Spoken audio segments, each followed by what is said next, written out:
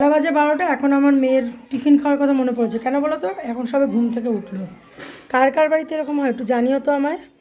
মানে কি বলবো, স্কুল নেই আর পড়ে পড়ে খালি ঘুমোচ্ছে, আর রোজ রাজকীয় খাবার টিফিনে।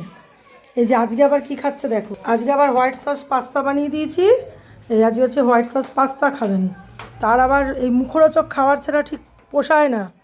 কি বলবো বলো, রুটি ভাত এগুলো আর পোষায় না এদের, আবার এই সমস্ত ভালো লাগে। নে ধর, খা।